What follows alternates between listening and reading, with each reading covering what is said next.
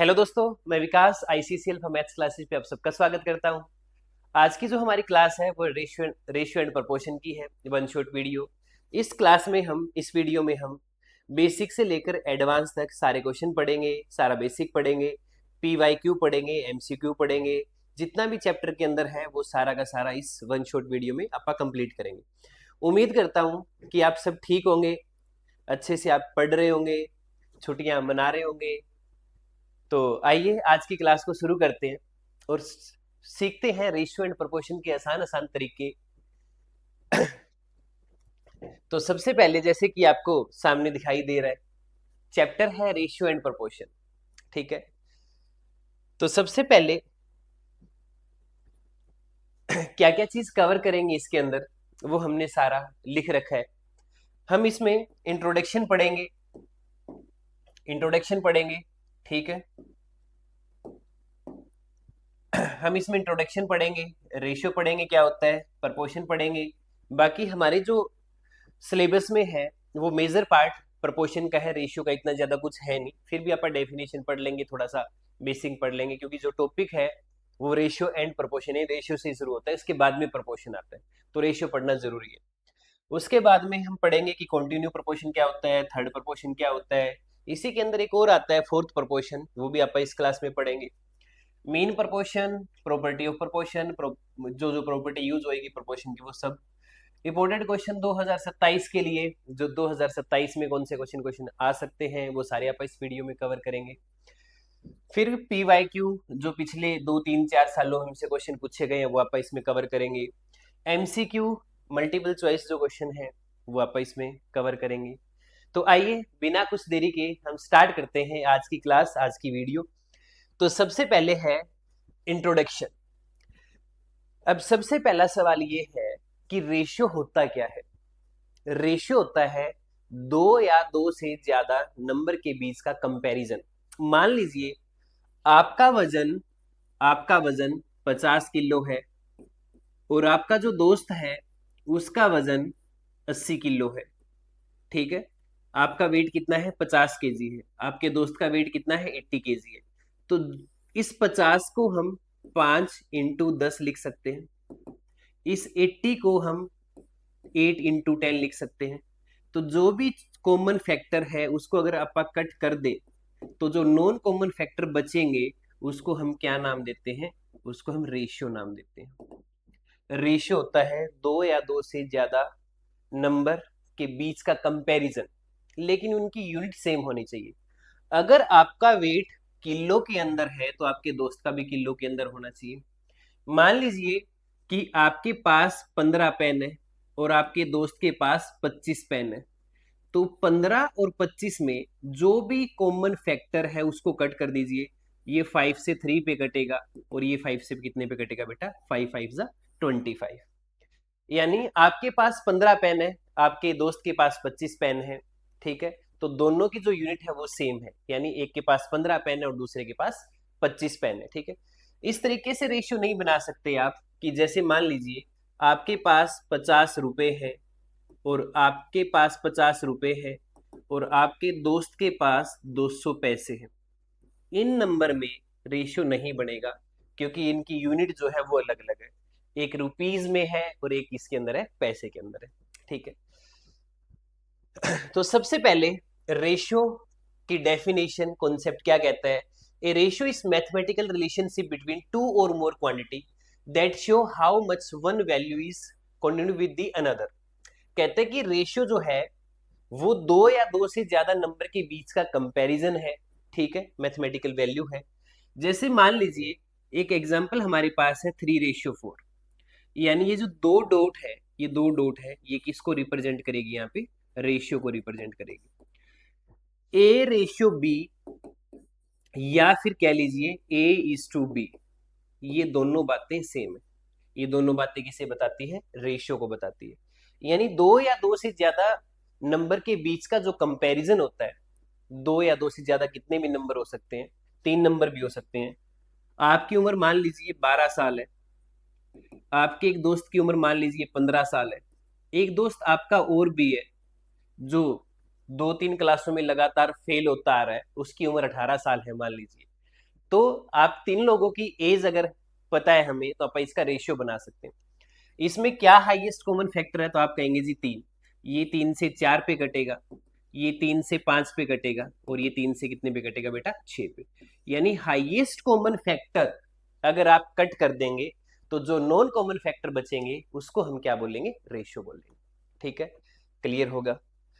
आइए नेक्स्ट में, प्रोपोर्शन में क्या होता है, प्रोपोर्शन में 2 और 2 4 रेशियो होते हैं, कंपैरिजन करना होता है।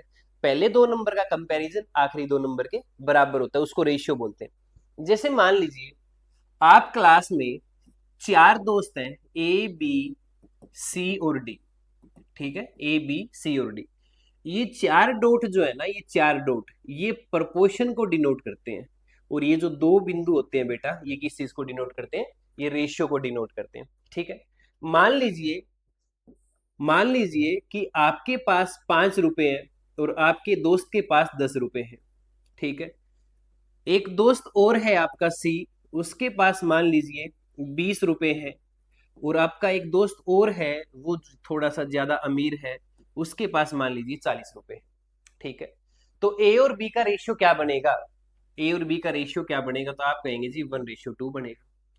बताइए सी और डी का रेशियो कितना बनेगा, तो आप कहेंगे जी 1:2 बनेगा। तो फर्स्ट 2 नंबर का जो रेशियो बनेगा, अगर वही लास्ट 2 नंबर का रेशियो बनेगा तो उसको क्या बोलेंगे बेटा, परपोर्शन बोलेंगे। क्या बोलेंगे उसको, परपोर्शन बोलेंगे। पहले 2 नंबर का रेशियो आखिरी 2 नंबर के बराबर होता है। तो इसमें टाइप पढ़ते हैं कि कौन सी टाइप है प्रपोर्शन में, थर्ड प्रपोर्शन क्या होता है, फोर्थ प्रपोर्शन क्या होता है। आगे डेफिनेशन बता रखी है प्रपोर्शन की, जो अपन ने अभी अभी डिस्कस की है कि four quantity A B C D are said to be proportion if A ratio B is equal to C ratio D. जैसे मान लीजिए ए रेशियो बी प्रपोर्शन में अगर है सी और डी के, तो ये बात भी सही है। प्रपोर्शन का मतलब होता है इक्वल। आप ये भी कह सकते हो कि ए बी का जो रेशियो बनेगा वो इक्वल होगा किसके, सी और डी के।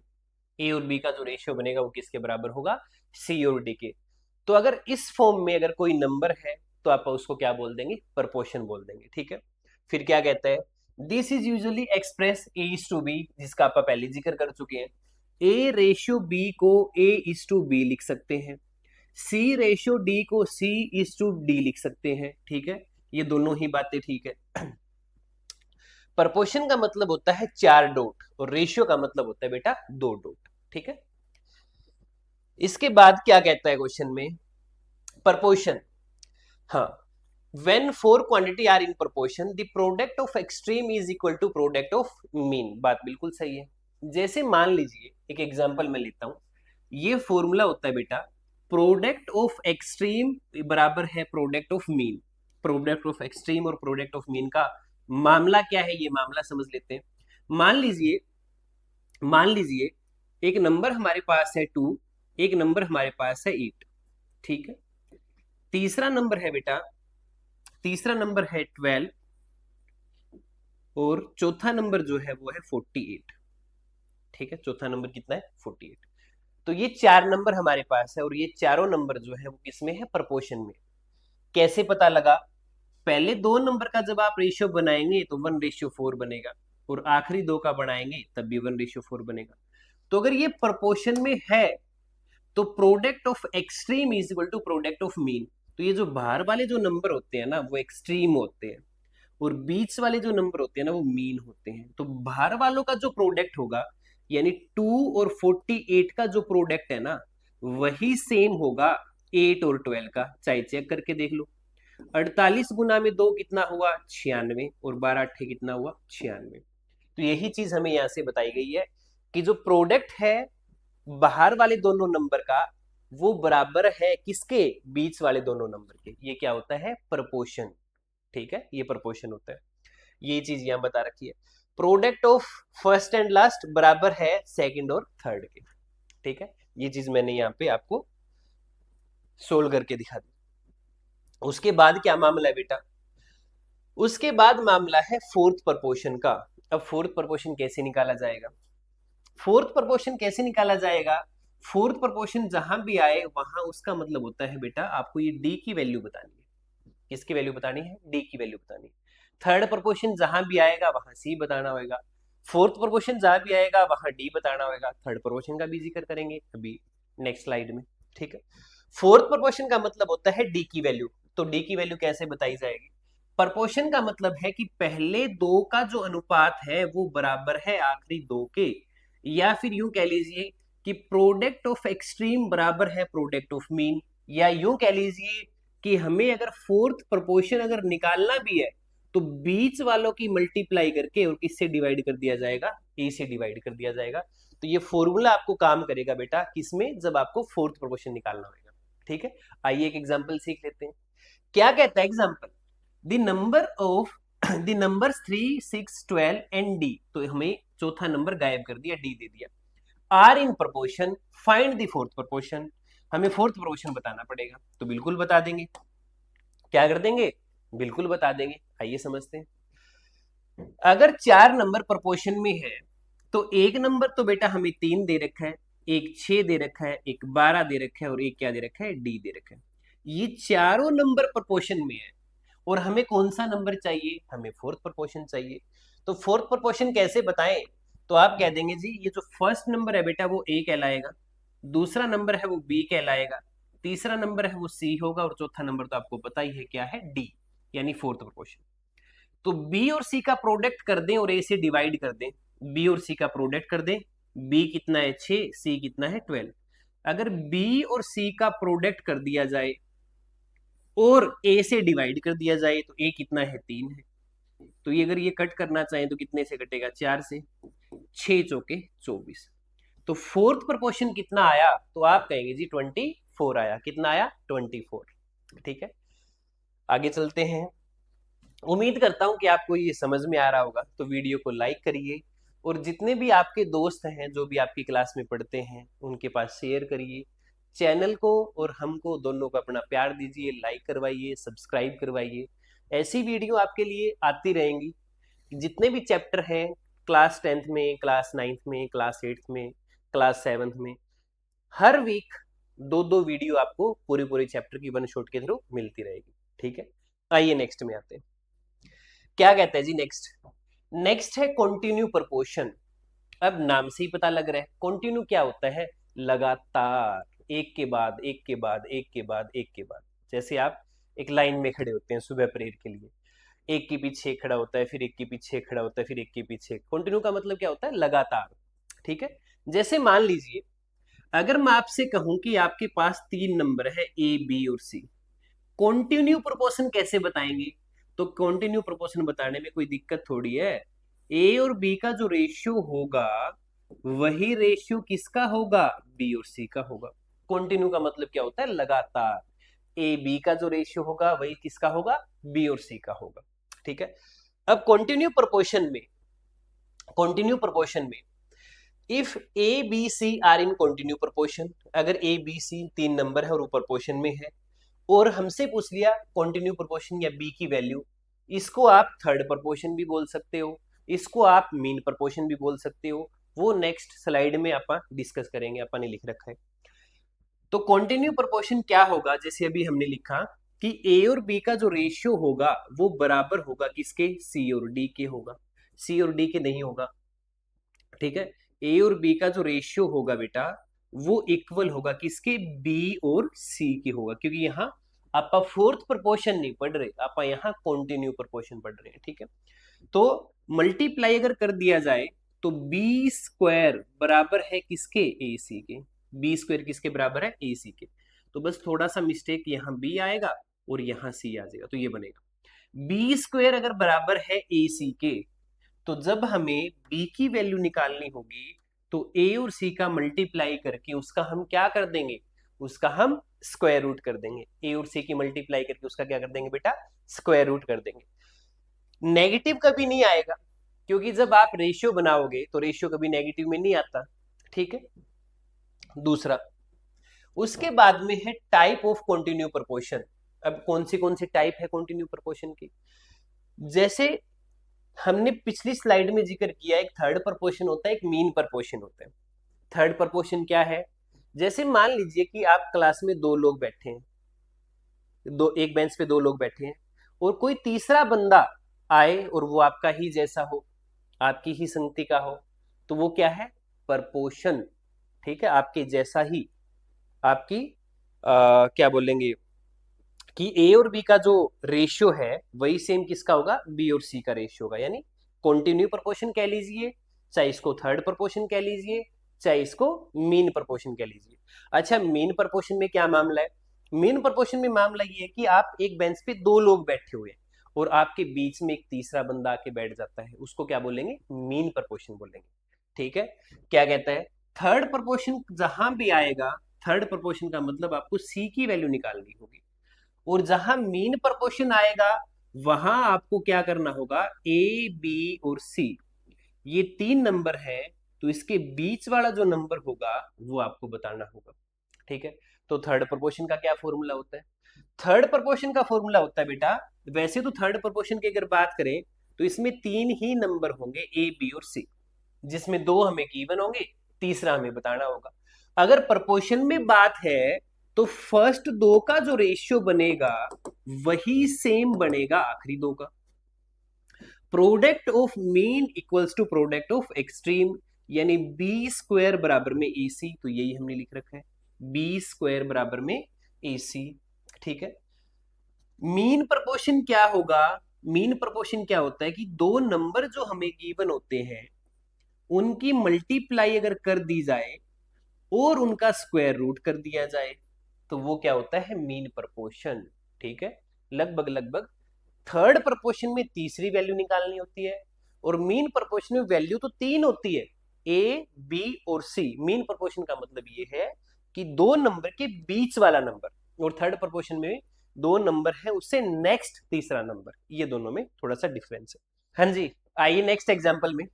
जो हमने अभी पढ़ा mean proportion, third proportion, fourth proportion, continue proportion, उन पे कुछ एग्जाम्पल कर लेते हैं ताकि जितना भी हमने पढ़ा ये मामला थोड़ा सा क्लियर हो जाए और आपको अच्छे से बातें समझ में आ जाए।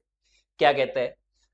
एग्जाम्पल है the number 3, 6, 12 are in continue proportion. ठीक है, 3, 6 और 12 किसमें है? कॉन्टिन्यू प्रोपोर्शन में है, तो यानी 3, 6 और 12। अगर आप पहले दो नंबर का रेशियो बनाएंगे तो 1:2 बनेगा। बात क्या है? बात सही है। अगर दूसरे और तीसरे का रेशियो बनाएंगे, दूसरे नंबर और तीसरे नंबर का अगर रेशियो बनाएंगे 6 और 12 का, तो भी रेशियो क्या बनेगा? 1:2। तो ये क्या है? कॉन्टिन्यू प्रोपोर्शन है, लगातार। ठीक है, इसके बाद क्या कहता है? इसके बाद कहता है कि the number 3, 12 and C are in third proportion, find the value of C. Third proportion कैसे बताया जाता है? थर्ड प्रोपोर्शन कैसे बताया जाता है? बी स्क्वायर इक्वल्स टू में ए सी, ये चीज है थर्ड प्रोपोर्शन निकालने के लिए। थर्ड प्रोपोर्शन का मतलब सी की वैल्यू अगर आपको चाहिए तो बी स्क्वायर को डिवाइड कर दीजिए ए से। तो हमारे पास कौन सी वैल्यू है? तो आप कहेंगे हमारे पास 3 है, हमारे पास 12 है और हमारे को क्या चाहिए? सी चाहिए। तो पहला जो नंबर होगा वो ए के लिए होगा, दूसरा नंबर होगा वो बी के लिए होगा, और तीसरा नंबर आपको पता ही है क्या दे रखा है? सी। ये हमें निकालना है। तो बी स्क्वायर, यानी बी का स्क्वायर का मतलब होता है बेटा 12 का स्क्वायर, यानी 12 इंटू 12 डिवाइड बाय ए। ए का मतलब 3 दे रखा है। 3 4 जा 12 होगा, और 4 की मल्टीप्लाई अगर 12 के साथ करोगे तो 12 चौके 48, यानी थर्ड प्रोपोर्शन कितना होगा? 48 होगा, 48 होगा। ठीक है, अगला सवाल। नेक्स्ट क्वेश्चन क्या कहता है? नेक्स्ट क्वेश्चन कहता है कि फाइंड द मीन प्रोपोर्शन। अभी अभी आपको बताया, अगर आप क्लास में दो लोग एक बेंच पे बैठे हैं और तीसरा बंदा आके कहता है कि मैं आपके बीच में बैठूंगा, आपका कोई पक्का दोस्त है जो कि आपको क्या कहेगा कि दोनों का ही दोस्त है, वो कह रहा है कि मैं तो आपके बीच में ही आके बैठूंगा, वो क्या है? Mean proportion. तो मीन प्रोपोर्शन कैसे निकाला जाता है? जो भी दो दोस्त बैठे हैं ऑलरेडी उनकी मल्टीप्लाई करके उनका स्क्वायर रूट कर दीजिए, तो यहां से हमें क्या पता लग जाएगा? मीन प्रोपोर्शन पता लग जाएगा। तो कौन से हैं वो दो दोस्त? एक 9 है, एक 16 है। 9 की और 16 की अगर मैं मल्टीप्लाई करूं और स्क्वायर रूट कर दूं, 16 निम में 144, 16 निम में कितना होता है बेटा? 144। 16 नाइन 16 निम्न 144। 144 किसका होता है? 12 का। यानी 9 और 16 के बीच का एक नंबर है, वो कितना है? 12। वो कितना है बेटा? 12। मीन प्रपोर्शन में जो दो वैल्यू हमें गिवन होंगी, छोटे वाले से बड़ा आंसर आएगा और बड़े वाले से छोटा आंसर आएगा। ये मीन प्रपोर्शन होता है। ठीक है, इसके बाद का क्या क्वेश्चन है? एक टेबल बता रखी है हमें जिसमें कुछ वैल्यू है ए और बी की। ए इज प्रपोर्शन टू बी। ए और बी क्या है? एक दूसरे के प्रपोर्शन में है। तो हमें दो वैल्यू नहीं दे रखी, एक तो हमें पी नहीं दे रखा, एक हमें क्यू नहीं दे रखा। तो एक बात को समझिए, अगर हमारे पास ए और बी प्रपोर्शन में है, ए और बी प्रपोर्शन में है, तो 4/p का जो रेशियो है वो 8/10 की तो इक्वल ही होगा। प्रपोर्शन का मतलब ये सारे बराबर में है, इक्वल में। यानी पहले में जो ए और बी का रेशियो है वही दूसरे में, और वही किसमें है? तीसरे में। ठीक है, तो एक बात समझिए, 4 का अगर डबल 8 है, या फिर यूं कह लीजिए कि 8 का आधा अगर 4 है, तो फिर 10 का आधा कितना होगा? 5। यानी पी की वैल्यू कितनी आएगी? 5। सही है। दूसरा, 10 का डबल अगर 20 दे रखा है, तो फिर 8 का डबल ऊपर क्या आना चाहिए? 16। तो ऊपर वाले में कितना आ जाएगा? 16। अब आप प्रपोर्शन बना के देख लीजिए, सब का मामला आपको बराबर बराबर बराबर मिलेगा। ठीक है, अगर P अगर A की जगह अगर 4 है और P की जगह अगर 5 है, तो A और B में फर्स्ट कॉलम का जो रेशियो है वो कितना है? 4/5। 4/5 है। दूसरे में क्या रेशियो बनेगा? 8 और 10 का 4/5 बनेगा। तीसरे में क्या रेशियो बनेगा? 16 और 20 का 4/5 बनेगा। ठीक है, क्या है ये? प्रपोर्शन में है कि पहले दो का आखिरी दो का, ठीक है, रेशियो बराबर होगा। क्या होगा? प्रपोर्शन में रेशियो बराबर होगा। नेक्स्ट में आइए, क्वेश्चन कहता है कि 6/x प्रपोर्शन यानी equal 33/15 find the value of x। क्या कहते हैं? एक 6 है, एक नंबर x है, प्रपोर्शन में है। वो किसके साथ प्रपोर्शन में है? 3/15 के साथ में प्रपोर्शन में है। तो जो प्रोडक्ट है बीच वालों का वो बराबर है भार वालों के। तो अगर प्रोडक्ट भार वालों का अगर बराबर है, तो 3 की मल्टीप्लाई अगर कर दो x के साथ में, उसको बराबर लिख दूंगा प्रोडक्ट ऑफ एक्सट्रीम के 6/15। बीच वालों नंबर का जो प्रोडक्ट होगा, बीच वाले नंबर का जो प्रोडक्ट होगा वो बाहर वाले नंबर के प्रोडक्ट के बराबर होगा। यही तो हमें प्रोपोर्शन कहता है। ये 3 यहां मल्टीप्लाई में, तो इसको यहां चुपके से डिवाइड में ले जाओ। क्या ले जाओ? चुपके से डिवाइड में ले जाओ। तो 6/15 डिवाइड बाय कितना? 3। इसको जब आप 2 से कट करोगे तो x की वैल्यू आप कितना लिख दोगे? 30। और आपने क्या कर दिया? आंसर निकाल दिया। ठीक है, कोई भी क्वेश्चन आप जब करें, उसका आंसर जब आ जाता है तो ऐसे डिनोट करके उसको एक बड़ी सारी ब्रैकेट में, ठीक है, और उसके साथ में क्या लिख देंगे? आंसर। थोड़ा देखने वाले को अच्छा लगेगा और आपका नंबर काट लेगा, कहीं भी उसको कोई रास्ता नहीं मिलेगा। ठीक है, इसके बाद का सवाल क्या कहता है? Find the fourth proportion. Fourth proportion चाहिए। अब आपने सबने पढ़ा हुआ है कि फोर्थ प्रपोर्शन होता है a divide by b equals to में c डिवाइड बाय d। यानी हमें d अगर चाहिए तो b और c की मल्टीप्लाई करके a से क्या कर देंगे? डिवाइड कर देंगे। ये हमें फोर्थ प्रपोर्शन कहता है। क्या कहता है फोर्थ प्रपोर्शन? कि भाई बीच वाले नंबर जो है ना उनकी मल्टीप्लाई कर दो और a से डिवाइड कर दो। तो ठीक है, कर देंगे। a हमें पता है, b हमें पता है, c हमें पता है। फोर्थ प्रपोर्शन का मतलब d हमें निकालना है। b कितना है? 5। c कितना है? 27। और a कितना है? 3। और यहां से हमें क्या मिल जाएगा? d। 3 से अगर कट करें तो 9 3 जा 27। d की वैल्यू आएगी 9 5 45 45। इस क्वेश्चन का क्या होगा बेटा? फोर्थ प्रपोर्शन होगा। ये इस क्वेश्चन का आंसर होगा। उम्मीद करता हूं कि आप सब लोगों को समझ में आ रहा होगा। तो धीरे धीरे आगे की ओर बढ़ते हैं। नेक्स्ट क्वेश्चन क्या कहता है, find the mean proportion between x minus Y and Y cube minus X square Y. ऐसे क्वेश्चन आपके एग्जाम में आ सकते हैं, चांस है थोड़ा सा, अगर क्वेश्चन वेरिएबल की फॉर्म में अगर उसको देना हुआ थोड़ा सा टफ करके, तो इस टाइप का क्वेश्चन आपके एग्जाम में आ सकता है। ठीक है, आइए समझते हैं। मीन प्रोपोर्शन बताना है, एक नंबर हमारे पास x माइनस वाई है और दूसरा एक्स क्यूब माइनस में एक्स स्क्वायर वाई है। तो मीन प्रोपोर्शन कहता है कि जो दो नंबर आपके पास है ना जी, दो नंबर जो आपके पास है उनकी चुपके से मल्टीप्लाई करके, मल्टीप्लाई क्या करनी है, चुपके से करनी है, मल्टीप्लाई करके उनका स्क्वायर रूट कर दो। ठीक है जी, अब बताइए यहां से हम क्या कॉमन ले सकते हैं, तो आप कहेंगे जी यहां से आप कॉमन ले सकते हो x का स्क्वायर, इसमें से x स्क्वायर अगर मैं कॉमन ले लूं तो यहाँ x बचेगा और यहाँ y बचेगा, और यहाँ इसके जैसा सेम है ही है। अंडर रूट में x स्क्वायर है तो अंडर रूट से बाहर आने के लिए ये स्क्वायर से अपना x कैंसिल कर ले, पावर जो है वो अंडर रूट कैंसिल हो जाएगा तो x बाहर आ जाएगा। x माइनस वाई यानी x माइनस वाई भी दो बार है, तो एक तरीके से इसकी पावर आप दो लिख सकते हैं, दो बार है ना तो पावर दो लिख दी, तो इससे भी इसका अंडर रूट कैंसिल हो जाएगा। तो बाहर क्या आएगा, x माइनस में y, तो इसका मीन प्रोपोर्शन होगा बेटा x into X minus Y, और इस क्वेश्चन का यही क्या है, सही जवाब। क्या है ये, सही जवाब। ठीक है, नेक्स्ट में चलें।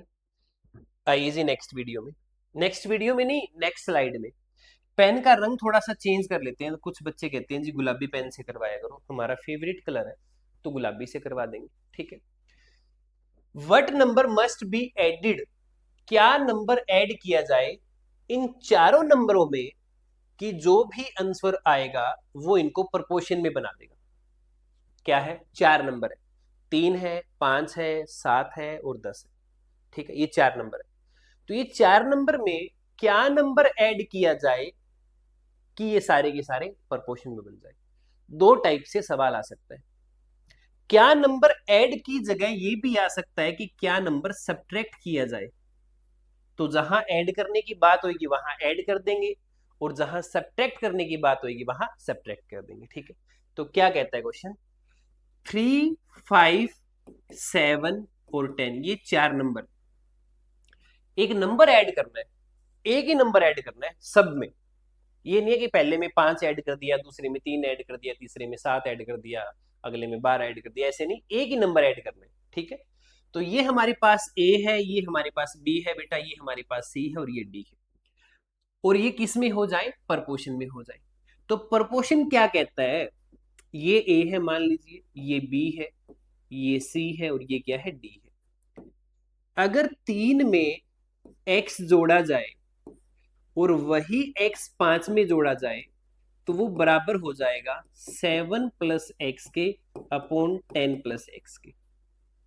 क्या कर दिया हमने, हमने सभी नंबर में x x प्लस कर दिया, तो 3 में प्लस कर दिया x, वही 5 में कर दिया, तो जो a b का रेशियो बनेगा, अभी अभी हमने पढ़ा है a अपॉन b बराबर है c अपॉन d के, पढ़ा है। अब क्या करेंगे बेटा, क्रॉस मल्टीप्लाई कर देंगे, कौन सी मल्टीप्लाई कर देंगे, क्रॉस मल्टीप्लाई, सोल्व करने के लिए।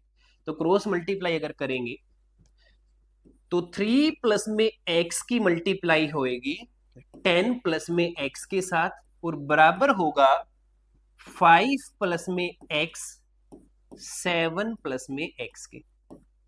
इसको अब क्या कर देंगे, धीरे धीरे सोल्व कर लेंगे, आसानी से आंसर आ जाएगा। एक बार इस 3 को मल्टीप्लाई कर दो 10 के साथ में और इसी 3 को कर दो बेटा 3 x के साथ में, तो 30 प्लस में 3x प्लस में इस x को एक बार 10 के साथ कर दो, एक बार x के साथ कर दो, तो 10x प्लस में x का स्क्वायर बराबर, इस 5 को एक बार दोनों नंबर के साथ कर दो, तो 35 प्लस में 5x प्लस में इस x को 7 के साथ कर दो, x स्क्वायर के साथ कर दो, 7x प्लस में x का स्क्वायर।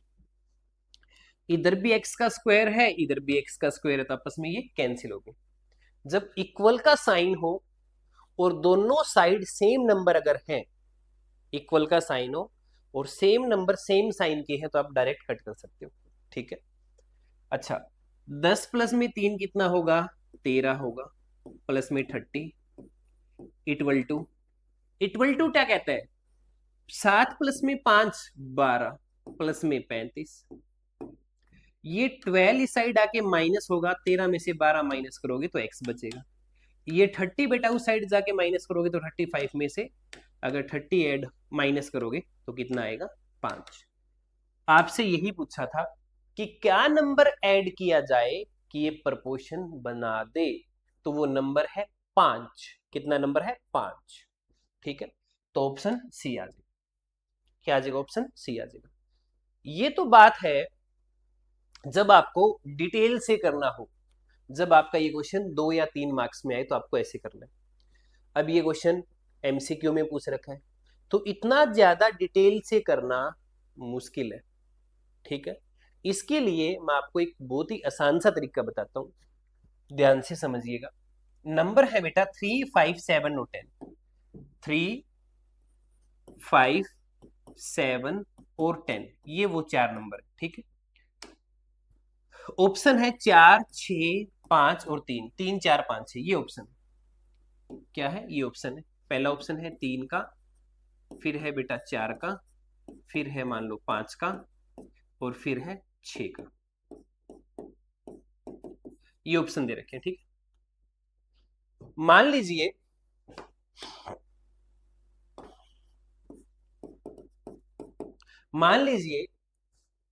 ये हमारे एमसीक्यू में आ गया क्वेश्चन और 1 नंबर में, तो आपने ये क्वेश्चन ऑप्शन उठा उठा के बता देना है।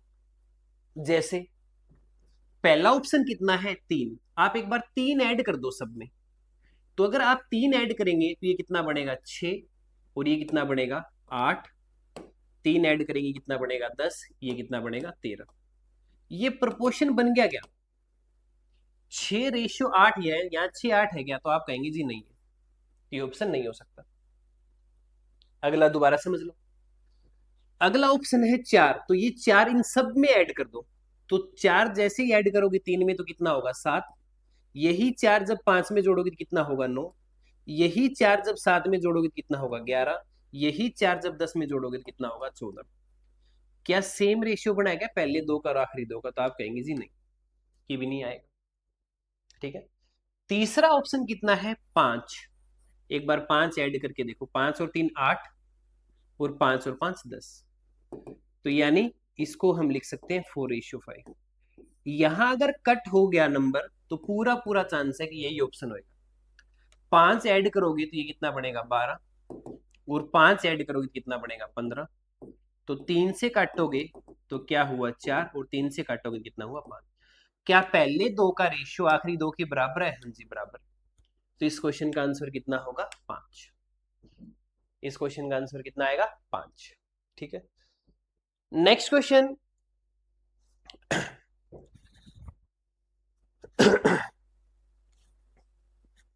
इनवर्टेंडो, ये क्या है, ये प्रपोर्शन की टाइप है। इनवर्टेंडो क्या कहता है, if 4 quantity B are in proportion, अगर 4 रेशियो प्रपोर्शन में है तो हम उसको कैसे लिख सकते हैं। जैसे मान लीजिए A:B बराबर है C और D के, तो जब भी हमारे को इंट्रो इन्वर्टेंडो में लिखना होगा तो हम क्या करेंगे, इसका उल्टा करके लिख देंगे। A:B को B:A लिख देंगे, इक्वल टू C:D को D:C लिख देंगे, ठीक है। बस इतना सही मतलब है और इसका कोई ज्यादा खास मतलब नहीं, ठीक है। इससे नेक्स्ट क्या है, इससे नेक्स्ट है ऑल्टरनेंडो, यानी एक छोड़ के एक, ऑल्टरनेट जैसे आप पढ़ते हैं ना वैसे ही।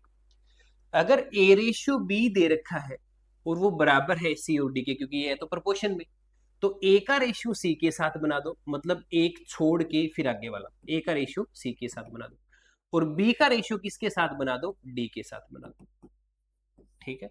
इसको क्या बोलेंगे, ऑल्टरनेंडो, यानी एक छोड़ के एक के साथ, ठीक है। नेक्स्ट क्वेश्चन क्या है, ये प्रॉपर्टी बहुत ज्यादा यूज होती है, कोपोडेंडो एंड डिविडेंडो।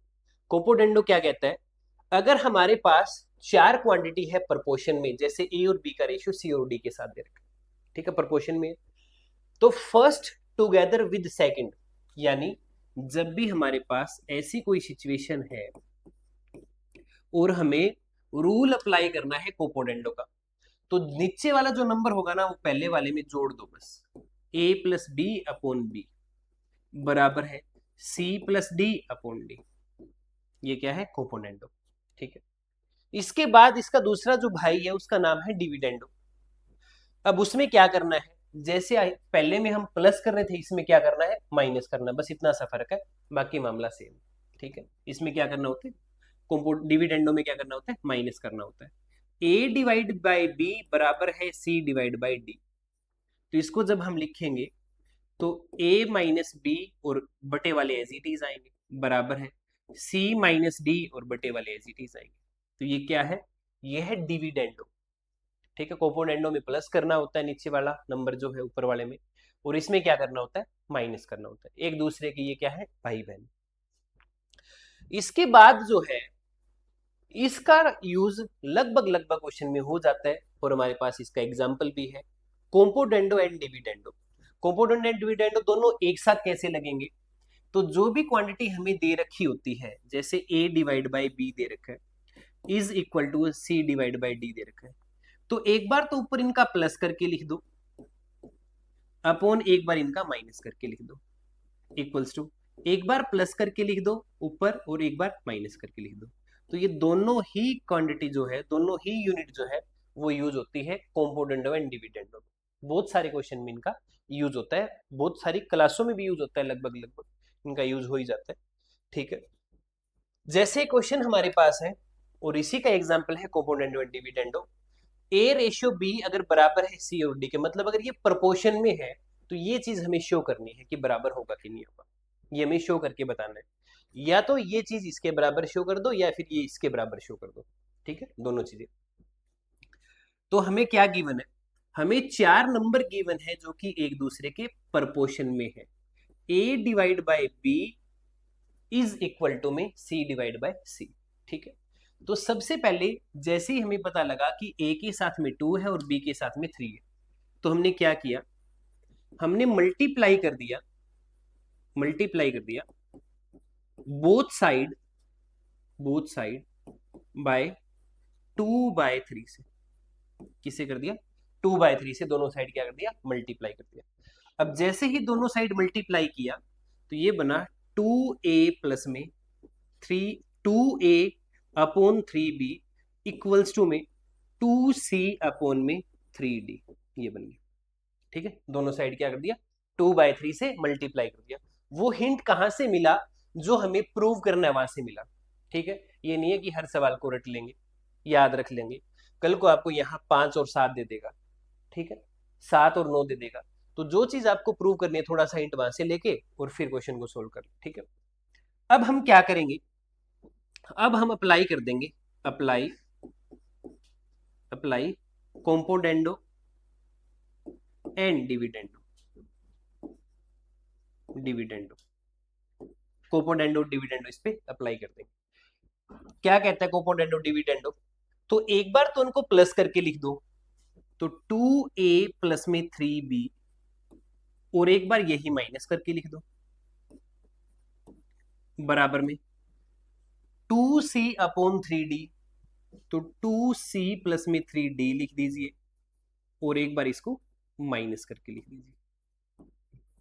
ठीक है, लेकिन हमें प्रूव करना था, हाँ हमें यही प्रूव करना था, हमने प्रूव कर दिया। तो क्या कर देंगे? इसके बाहर ऐसे ब्रैकेट बना देंगे एक, ठीक है, रेक्टेंगुलर टाइप डब्बा बना देंगे, वो लिख देंगे हेंस प्रूव्ड। तो आपके सारे के सारे नंबर पक्के। ठीक है, इसके बाद क्या कहता है जी question? Solve the following equation for x using, ठीक है, x की वैल्यू बतानी है, मतलब ये कहना चाह रहा है। प्रॉपर्टी ऑफ प्रोपोर्शन, प्रॉपर्टी लगानी है प्रोपोर्शन की। आइए समझते हैं। √5 प्लस में √5 माइनस में x अपॉन √5 माइनस में √5 माइनस में x, और बराबर क्या है? 3। तो इस पे अप्लाई कर देंगे,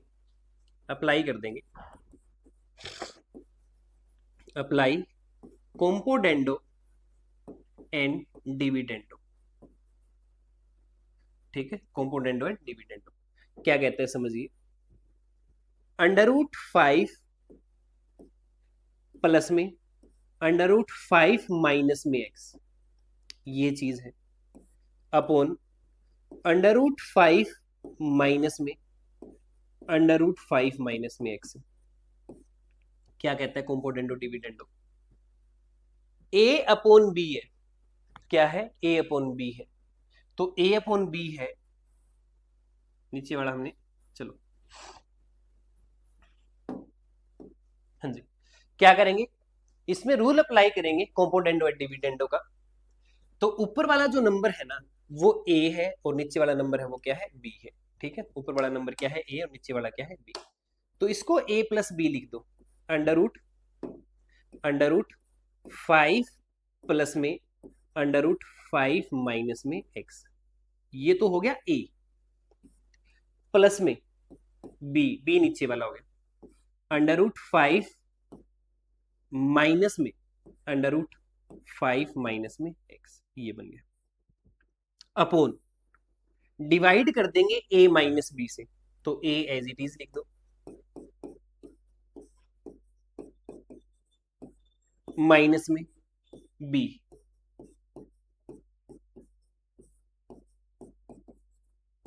बराबर में इस 3 के नीचे कुछ नहीं है, मतलब क्या है, एक, इधर भी तो लगेगा, बोथ साइड, क्या करना है, both side apply component of dividend. तो इसको लिख देंगे 3 + 1 अपॉन 3 - 1। ठीक है, इसके बाद का क्या मामला है समझिए, ये प्लस का √5 माइनस एक्स है और ये माइनस का, तो ये कैंसिल हो जाएगा, ये माइनस जैसे ही आप अंदर लेके जाएंगे ये माइनस का हो जाएगा, ये प्लस का हो जाएगा, तो प्लस √5 से माइनस √5 कैंसिल हो जाएगा, ऊपर क्या बचेगा, √5 प्लस √5, तो आप लिख देंगे 2√5 ऊपर बचेगा, अपॉन √5 माइनस में x प्लस में √5 माइनस में x, तो इसको लिख देंगे 2√5 माइनस में x। ठीक है, बराबर में 3 + 1 4 और बटे में कितना है 2, इस वाले 2 से ये 2 काट दो, इस वाले 2 से ये 2 पे काट दो, तो √5 इक्वल्स टू में ट्वाइस ऑफ √5 माइनस में x।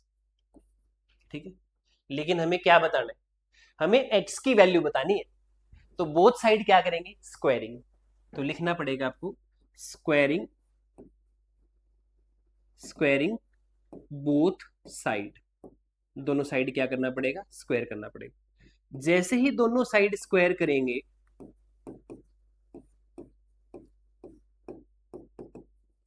जैसे ही दोनों साइड स्क्वायर करेंगे तो इस वाले स्क्वायर से तो ये अंडर रूट कट के 5 आएगा, ये स्क्वायर मतलब 2 का भी स्क्वायर होगा तो कितना आएगा 4, और इस वाले स्क्वायर से ये स्क्वायर कैंसिल हो जाएगा, तो 5 माइनस में x ये बनेगा। अगर मैं मल्टीप्लाई कर दूं अंदर इसको, तो 5 इक्वल्स टू में 20 माइनस में 4x, ये इस साइड ले आइए, 4x बराबर में 15 है, तो x की वैल्यू अगर हमें निकालनी पड़े तो 15 डिवाइड बाय कितनी आएगी, 4 आएगी, 15 बटे में 4 इस क्वेश्चन का आंसर होगा। ठीक है, उम्मीद करता हूं कि आपको समझ में आया होगा, नहीं तो दोबारा देख लीजिए। ठीक है, नेक्स्ट क्वेश्चन क्या कहता है, एमसीक्यू क्वेश्चन है, 2a इक्वल्स टू में 3b प्लस में 4c, यानी इक्वल इक्वल के साइन है। तो उससे पहले एक चीज को समझिए, रेशियो कितने तरीके से लिखा जाता है, रेशियो कितने तरीके से पढ़ा जाता है। ठीक है, जैसे ये चीज हम पढ़ते हैं a/b, दूसरा और क्या होता है a/b, ये तो हमने लिख लिया, a/b, ये भी सेम बात है, a/b, ये भी सेम बात है। तो ये तीनों जो क्वांटिटी है, ये तीनों चीजें किसको रिप्रेजेंट करती है, रेशियो को, a/b को। मान लीजिए अगर हमें कोई ये कह दे कि 2a इक्वल्स टू में 3b है, ऐसा कोई सिचुएशन है और बताइए ए और बी का रेशियो क्या होगा, तो आप कैसे बताएंगे? बीच में साइन किस चीज का है? इक्वल का। तो दो ही अगर वेरिएबल है, दो ही क्वांटिटी अगर है, तो हम बता देंगे कि जब इक्वल का साइन होता है ना, तो ए के सामने अगर 3 है तो ए का रेशियो 3 होगा, और बी के सामने 2 है तो बी का रेशियो कितना होगा? 2 होगा। लेकिन ये तब बता पाएंगे जब दो ही क्वांटिटी हो, ए और बी मान लीजिए। कल को तीसरी क्वांटिटी अगर आ जाती है बराबर में, हमें 4c और दे देगा, तो फिर हम तो इस तरीके से नहीं बता पाएंगे। ठीक है, तो फिर हमारे पास और क्या ऑप्शन है? तो जब इक्वल का साइन हो तो आमने सामने वाला रेशियो बनता है। और हम इसको दूसरे ढंग से कैसे लिख सकते हैं? ये जो b मल्टीप्लाई मैंने इसको डिवाइड में ले आइए, तो इसको लिख दीजिए a divide by b equals to में 3 के नीचे ले आइए 2 को, 3 डिवाइड बाय 2, यानी वेरिएबल के नीचे वेरिएबल लिख दिया और न्यूमेरिकल वैल्यू के नीचे न्यूमेरिकल वैल्यू, यानी रेशियो के नीचे रेशियो लिख दिया। ठीक है, क्रॉस मल्टीप्लाई, मल्टीप्लाई में था डिवाइड में आ गया, और इधर मल्टीप्लाई में था तो ये डिवाइड में आ गया। ठीक है, और कैसे लिख सकते हैं? कोई कहेगा कि वेरिएबल को नीचे लेके आए, इससे अच्छा 3 को नीचे ले आए, बिल्कुल सही बात है। तो 3 को अगर मैं नीचे लेके आऊं तो a divide by 3 equals to में b डिवाइड बाय कितना होगा? 2 होगा। ये भी है, ये भी बात सही है, और ये भी बात सही है। यानी हम 3 तरीके से रिप्रेजेंट कर सकते हैं। तो हमें सीखना क्या है कि जब इक्वल का साइन हो और जिस वेरिएबल के नीचे जो नंबर होगा वो उसी का रेशियो होगा। जैसे a के नीचे 3 है तो a का रेशियो 3 होगा, b के नीचे 2 है तो b का रेशियो 2 होगा। तो हम इस चीज को कैसे बता पाएंगे? 2a इक्वल्स टू अगर 3b है, तो ये बताइए कि 2 और 3 का एलसीएम कितना होता है? 2 और 3 का एलसीएम 6 होगा। तो दोनों साइड 6 से क्या कर दीजिए? डिवाइड कर दीजिए। तो अगर इसको 2 से काटेंगे तो यहाँ कितना बचेगा? 3। इसको 3 से कट करेंगे कितना बचेगा? 2। तो a के नीचे 3 आ गया और b के नीचे 2 आ गया, इसीलिए हमने इसको क्या बोल दिया? 3:2 कह दिया। अब हम वापस क्वेश्चन पे आते हैं। तो क्वेश्चन है 2a equals to 3b equals to 4c। अब हमें abc के रेशियो के फॉर्म में बताना है। तो 2a equals to 3b equals to 4c अगर है, तो आप दो तरीके से कर सकते हो। जिसको एलसीएम लेने में दिक्कत नहीं है वो एलसीएम लेके कर ले। एलसीएम कितना आएगा? 12। तो सभी को 12 से डिवाइड कर दो, सभी को 12 से डिवाइड कर दो। तो 12 से डिवाइड करने के बाद में a के नीचे कितना आएगा? 6, b के नीचे कितना आएगा? 4, और c के नीचे कितना आएगा? 3। तो 6, 4 और 3, 6, 4, 3 यानी ऑप्शन सी है। एक तरीका तो ये है जिसको एलसीएम लेने में दिक्कत ना है। सेकंड मेथड क्या है? 2a equals to 3b equals to 4c, ये बात है। अब हमें क्या बताना है? a b c का रेशियो बताना है। तो अगर a का रेशियो बताना है तो बाकी दोनों नंबर की मल्टीप्लाई कर दो a को छोड़ के। ठीक है, a को छोड़ दीजिए, बाकी दोनों नंबर की मल्टीप्लाई कर दीजिए। 4 × 3 12। फिर है b का रेशियो। b का रेशियो अगर बताना है तो बाकी दोनों की मल्टीप्लाई कर दीजिए, कितना आएगा? 8 आएगा। c का रेशियो निकालना है तो c को छोड़ के बाकी दोनों की मल्टीप्लाई कर दीजिए, कितना आएगा? 6 आएगा। तो 2 से कट करेंगे 6 पे, 2 से कट करेंगे 4 पे, और 2 से कट करेंगे 3 पे। 6, 4 और 3 इस क्वेश्चन का जवाब होगा। ठीक है, तो आप दोनों में से किसी भी तरीके से कर लें, दोनों तरीके बेस्ट है। ठीक है, नेक्स्ट क्वेश्चन में आइए। अगला क्वेश्चन क्या कहता है? ए बी बराबर है बी और सी के। ठीक है, ए और बी बराबर है बी और सी के, तो रेशियो बताइए ए की पावर 4 और बी की पावर 4 का किसके बराबर होगा? बिल्कुल बताएंगे। अगर a अपॉन बी बराबर है b अपॉन सी के, तो हम ये कह सकते हैं कि बी स्क्वायर बराबर है ए सी के, यानी बी स्क्वायर की जगह हम क्या लिख सकते हैं? ए सी लिख सकते हैं। लेकिन हमसे पूछा क्या है? a की पावर 4 के साथ b की पावर 4 ये दे रखे, तो a की पावर 4 पढ़ा रहने दो, b की पावर 4 है तो b का स्क्वायर कितना है? ए सी, यानी स्क्वायर का भी स्क्वायर हो गया। अब बी स्क्वायर की वैल्यू अगर यहां पुट करेंगे, बी स्क्वायर की वैल्यू यहां पुट करेंगे, तो ए स्क्वायर सी स्क्वायर हो जाएगा। अब a की पावर 4 है, a की पावर 2 है, तो दो पावर से कट जाएंगे, तो a की पावर कितनी बचेगी? 2, और c की पावर कितनी है? 2। ए स्क्वायर सी स्क्वायर इस क्वेश्चन का आंसर होना चाहिए, ऑप्शन बी आ जाएगा। कौन सा आएगा? Option B. नेक्स्ट क्वेश्चन क्या कहता है, 3a plus 2b divide by 5a plus में 3b बराबर है किसके, 18 डिवाइड बाय 29 के, 18 डिवाइड बाय 29 के। पी वाई क्वेश्चन है, प्रीवियस ईयर क्वेश्चन है, 2023 में आया हुआ क्वेश्चन।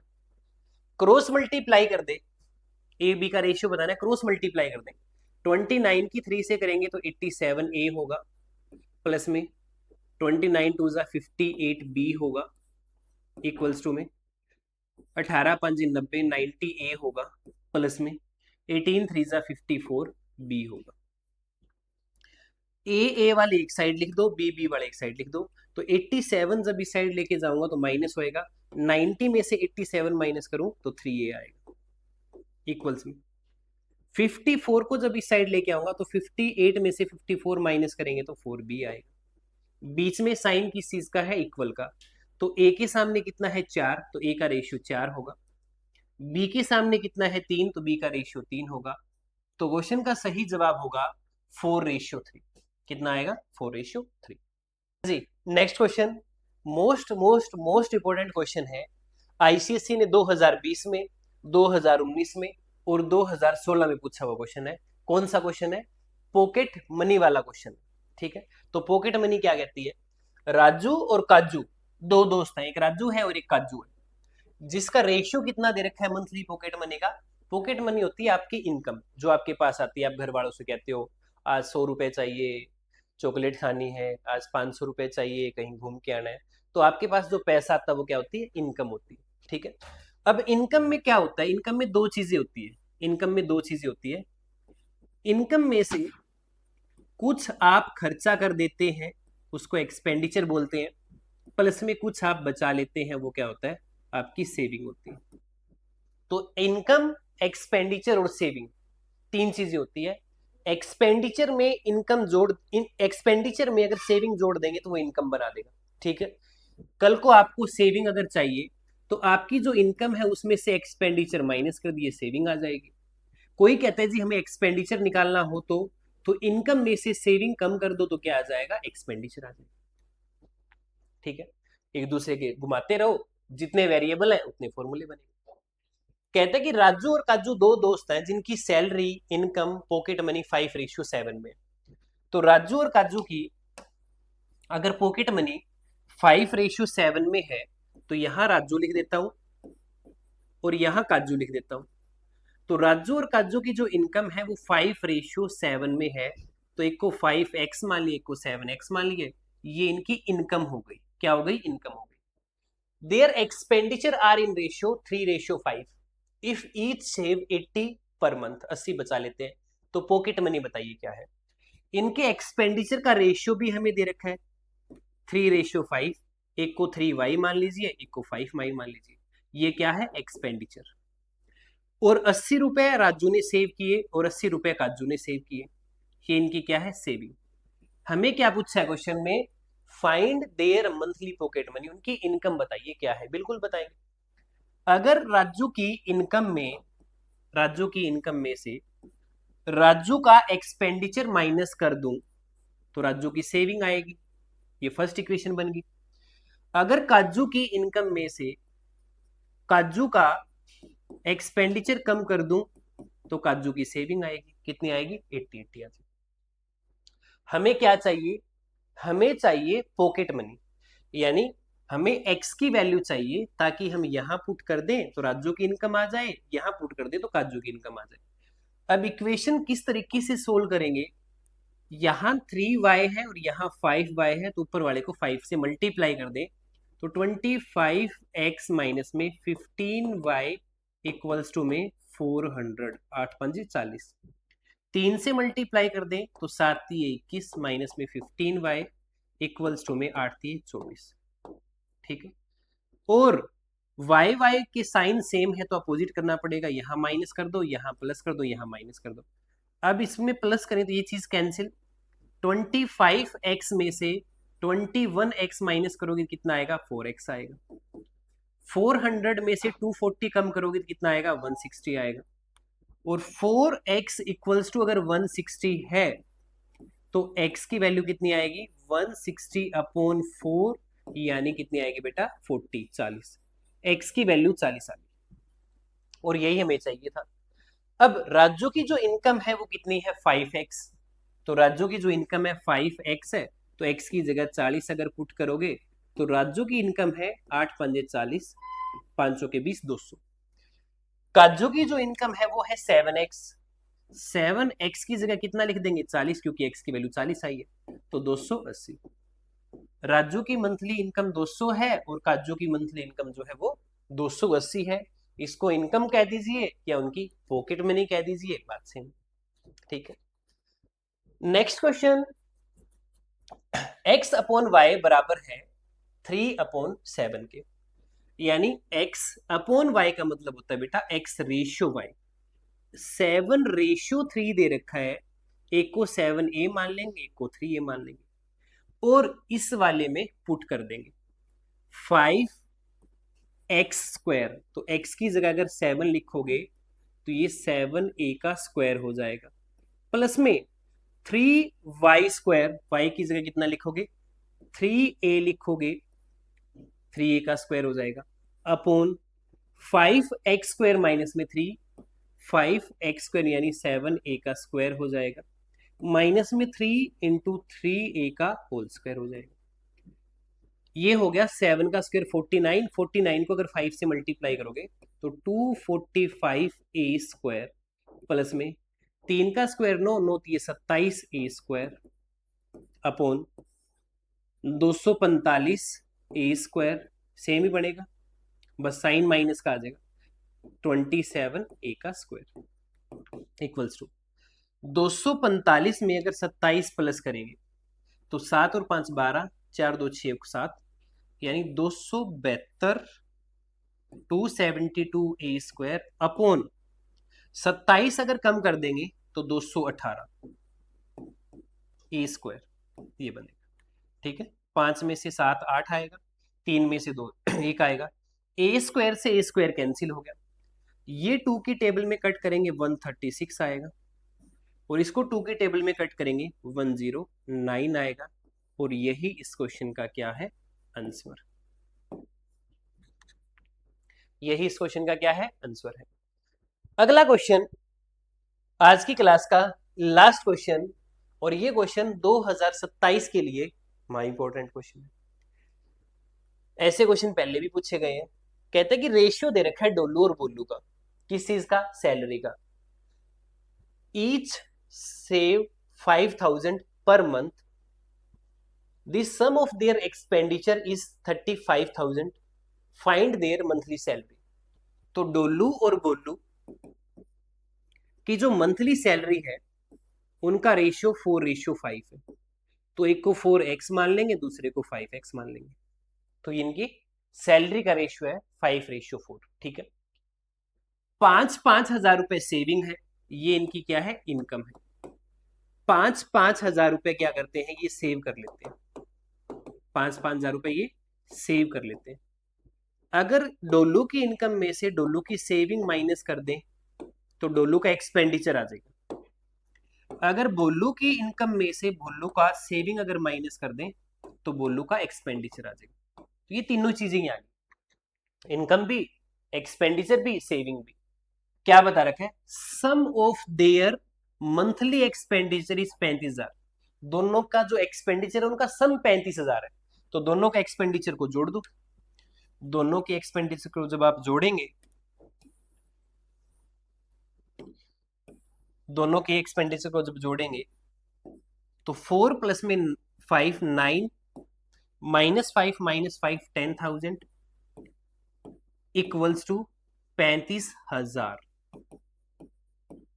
ये माइनस का 10,000 उसमें प्लस कर देंगे तो 9x इक्वल्स टू में 45,000, 45,000, और 9 से अगर डिवाइड कर देंगे 45,000 को तो एक यूनिट की वैल्यू कितनी आएगी 5,000। x की वैल्यू 5,000 आ गई। हमसे पूछा है कि मंथली सैलरी बताइए, तो मंथली सैलरी बिल्कुल बताएंगे। तो मंथली सैलरी डोलू की कितनी है 4x है, बोलू की कितनी है 5x है। अगर 4x है तो 4 को अगर 5000 से मल्टीप्लाई कर देंगे तो एक बंदे की सैलरी है जी 20,000 रुपए। ये कौन है? ढोलू। कौन है? ढोलू। दूसरा कौन है? भोलू। भोलू की सैलरी है 5x। 5 इंटू एक्स, और एक्स आप कहेंगे जी एक्स तो 5,000 है, तो भोलू की सैलरी कितनी है? 25,000। तो बेटा एक का 20,000 है और दूसरे का 25,000 यानी 25,000। ठीक है, ये डोलू और बोलू की सैलरी है। अगली क्लास में फिर मिलेंगे। आज की क्लास में इतना ही। उम्मीद करता हूँ कि आपको ये वीडियो और ये टॉपिक दोनों अच्छे लगे होंगे। तो आज के लिए धन्यवाद। अगली क्लास में फिर मुलाकात होगी। धन्यवाद।